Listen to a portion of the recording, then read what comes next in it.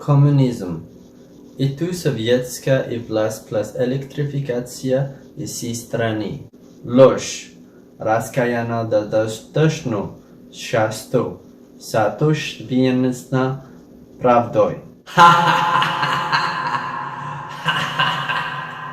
Hello everyone, this is my very first video. My channel name is Random Wisdom.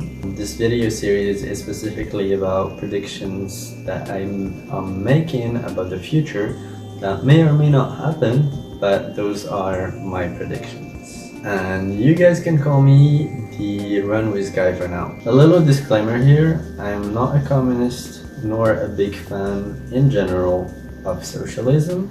I do love individual liberty, free markets, and I'm a huge believer in the American dream. Also, this video does not talk about the present. I'm referring to my prediction of a future that we may or may not be a part of. So let us start with some definitions. And for the definitions, I use the Merriam-Webster, I think it's called. Anyhow, I use the famous dictionary online for that. And start with communism. Communism is, and I quote, a system in which goods are owned in common and are available to all as needed. This basically means that all the goods, food, housing, technology, everything is owned in common by everyone, and so it's an economical model. Capitalism, and I quote, is an economic system characterized by private or corporate ownership of capital goods, meaning that you have a company or someone you know have a company or a small business and they own that business. It's not owned by me, you, and everyone else in the country. So to start with, I think that what will be the biggest factor in why communism will become a reality in the future is because of the rise of artificial intelligence. As you know, artificial intelligence, when it will grow to a certain level, when it's bigger than the intelligence of you, me, and other people combined, then it's gonna be huge for us because we will no longer need to do some sort of repetitive jobs, and those jobs will be overtaken by artificial intelligence. And it makes sense. I mean, if we had the choice between working that or making machines and paying them very little, literally just electricity, to do those things, then we will for sure choose that.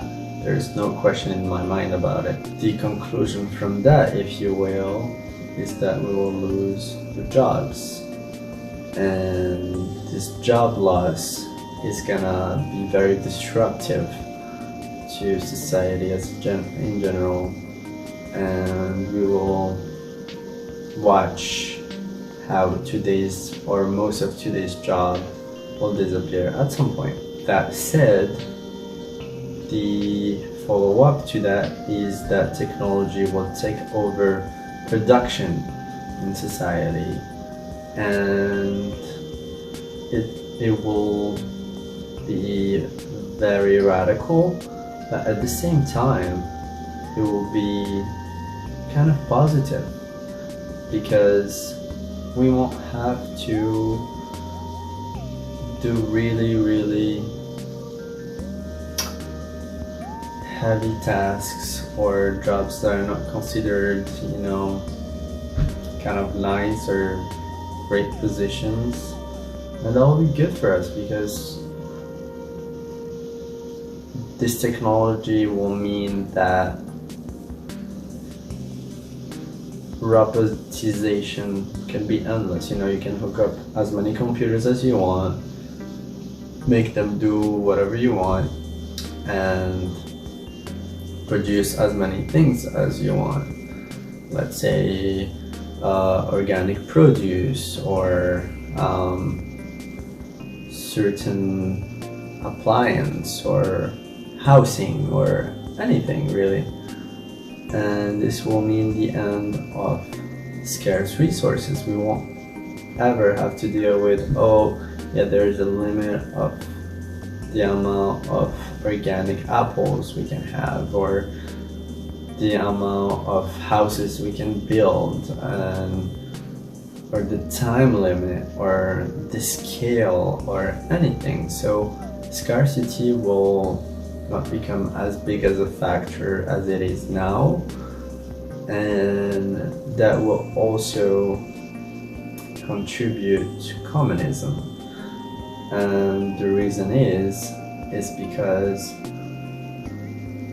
who will own that? Who will own the power over that? You won't work, maybe, and I won't work, maybe.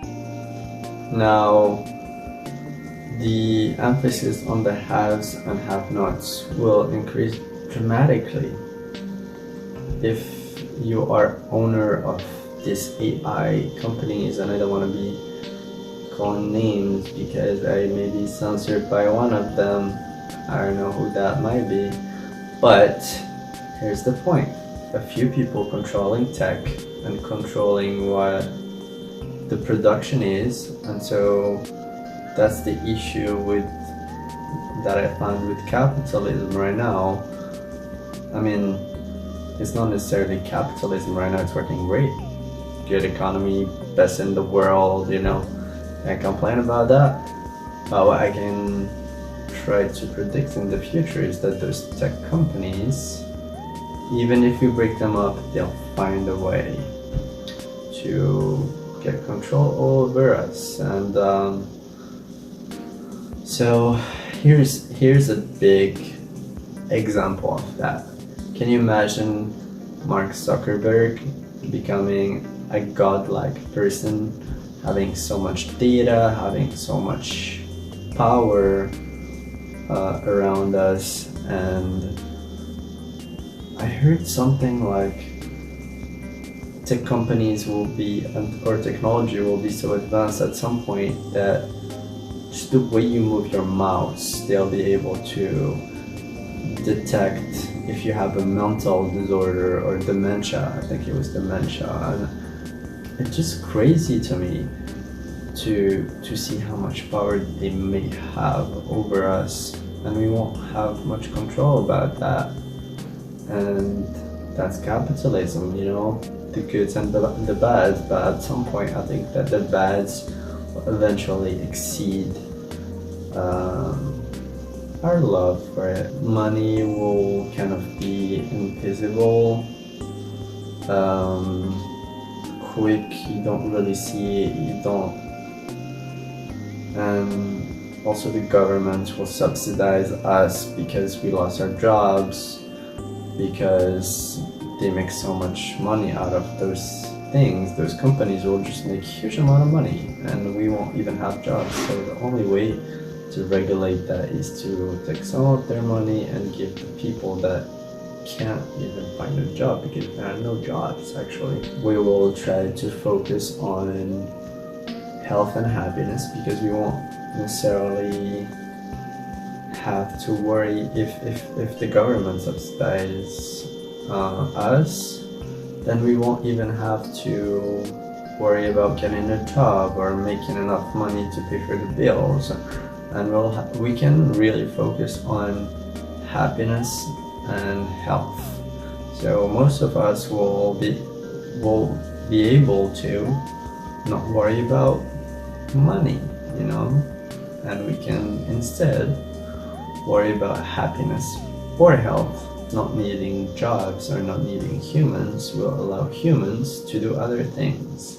So for all those reasons, I think that capitalism will not be the most efficient system.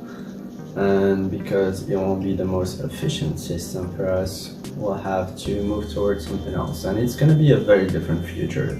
Let's also mention that things will be so different, culture, people, and I'm talking about here in America. So the way we're gonna adapt to all those factors is by creating a system where instead of the big companies, the very few people that control everything that we own, we do, or the information about us, we're gonna not allow them to have as much control over us as they may be able to in a capitalist system. So we're gonna go instead and move toward a communism system, because there will be so much goods and we'll have so much intelligence and so much robotization, and the artificial intelligence is going to be so powerful that it will able to predict what we would like and what is the most efficient thing. So instead of like having a politician or like companies competing together, we'll have artificial intelligence doing statistics, getting the solutions, and we won't even have to think about it. It will just be like, oh yeah, run that artificial thing, okay, solve healthcare, okay, solve poverty in the world, okay, solve how much people need, okay. It will be so quick and so efficient. And going back to why I would think communism is gonna be will replace capitalism here in America, is because, again, we would not want those people to have control over us.